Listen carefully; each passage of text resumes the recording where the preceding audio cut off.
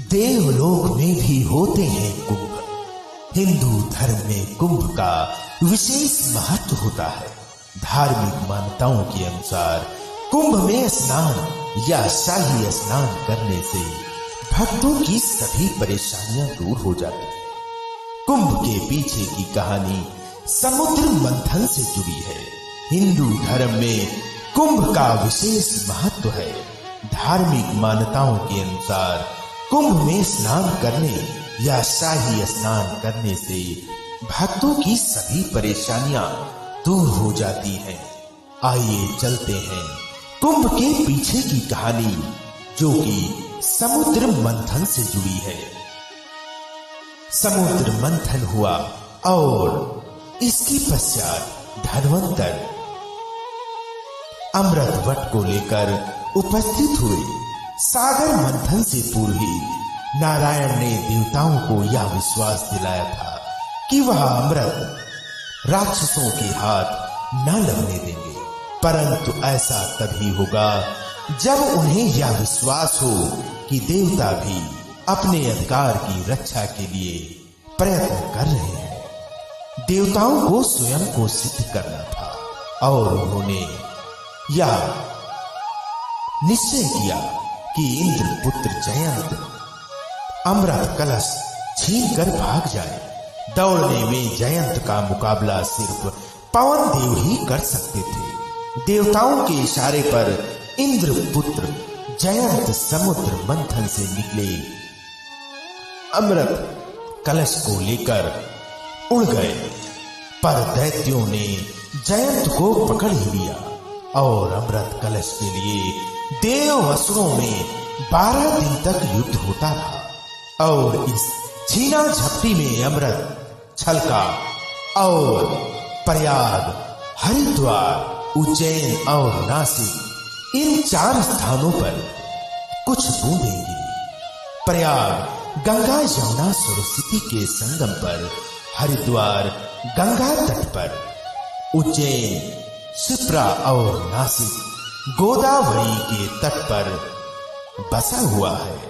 और इसके पश्चात इस छीना झपटी के बीच चंद्रमा ने घट से अमृत को बाहर गिरने से, सूर्य ने घट को फूटने से, गुरु ने दैत्यों के अपहरण से, एक शनि ने देवेंद्र के भय से बचाया।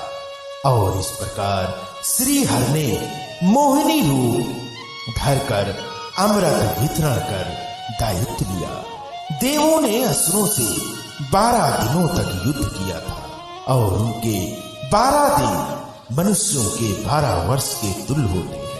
और इसीलिए कहा जाता है कि कुंभ भी 12 होते हैं और उनमें से 4 पृथ्वी पर और शेष 8 कुंभ देवलोक में होते हैं।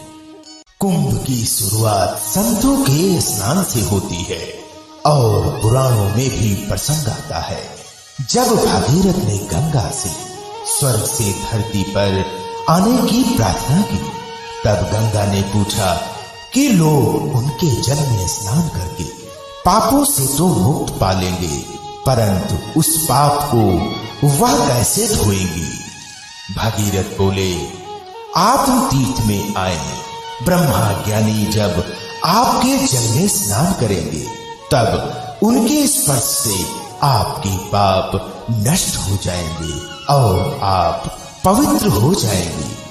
तन, मन व मत के दोषों की निवृत्ति के लिए तीर्थ और कुंभ पर्व है। गोस्वामी तुलसीदास जी कहते हैं, वेद समुद्र है और ज्ञान मंदराचल है और संत देवता है। जो उस समुद्र को मथ कर कथा रूपी अमृत निकालते हैं, उस अमृत में भक्ति और सत्संग रूपी मधुरता बसती है। जिस समय में चंद्र, सूर्य, गुरु आदि ने कलश की रक्षा की थी, उस समय ग्रहों की जो स्थिति थी, उन राशियों पर रक्षा करने वाले चंद्र, सूर्य आदि ग्रह जब आते हैं तब कुंभ का योग होता